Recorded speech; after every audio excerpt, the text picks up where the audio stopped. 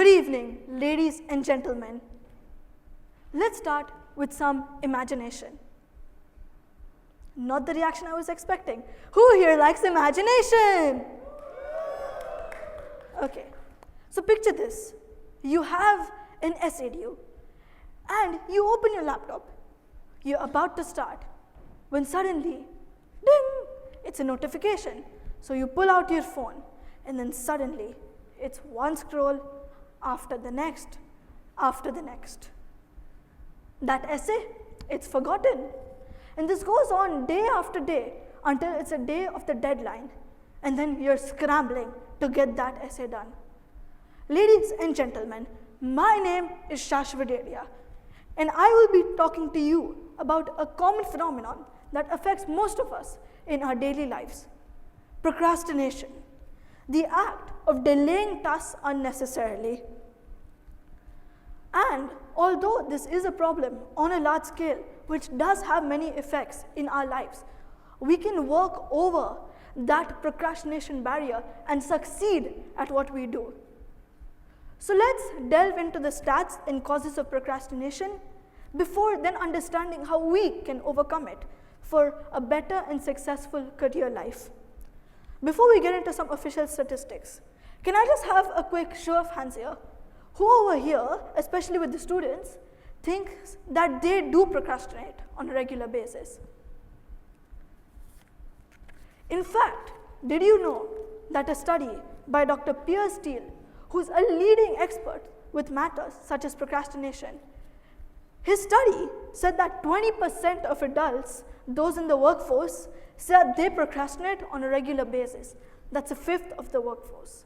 And this number is even more staggering with students, with 50% of university students saying that they procrastinate on a regular basis.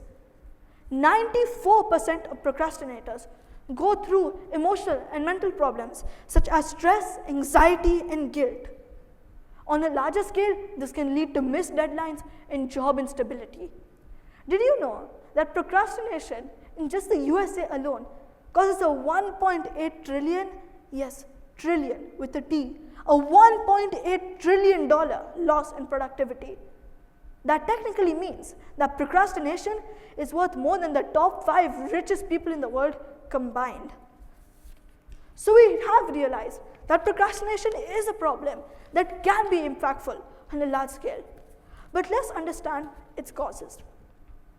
Procrastination is rooted in multiple emotional and mental factors such as perfectionism, fear of failure, and low self-esteem. These factors mean that when you are scared for a task, when you believe that it may receive negative criticism, you tend to delay that task so that you don't have to deal with the disappointment of not achieving what you want. So how can we overcome procrastination? First, I'd like to talk about goals. And yes, I know you hear this everywhere. Every motivational speaker talks about goals. And yet, we fail to understand how powerful these goals are at helping us reach our professional aspirations.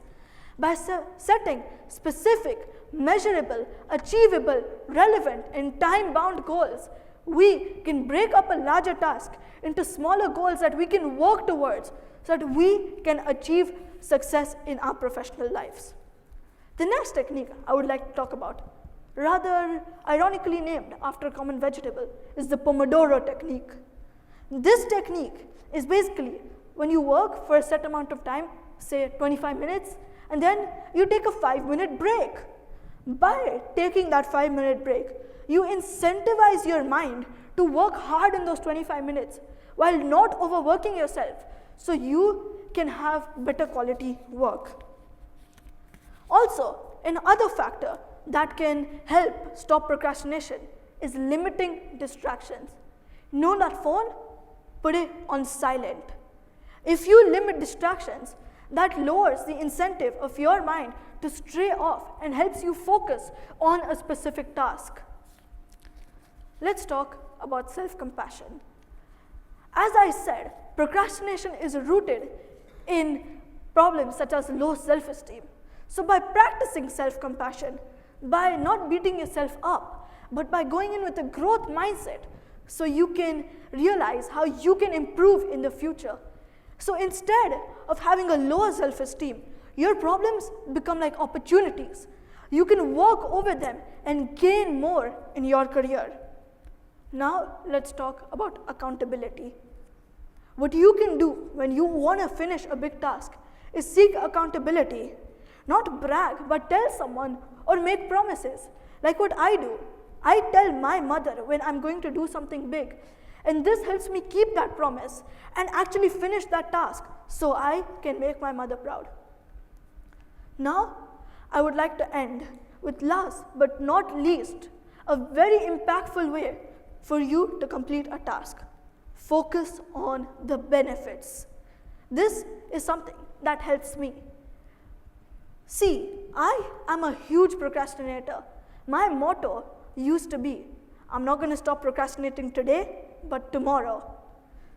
So, when I focused on the benefits for, say, writing this TEDx speech, it helped me think about how I would be able to get my point across more effectively and help the community of procrastinators like you and me get over their problems to achieve success.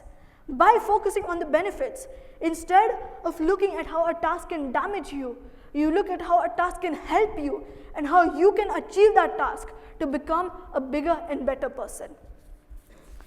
To conclude, procrastination is a large problem and it can lead to multiple problems in our professional lives.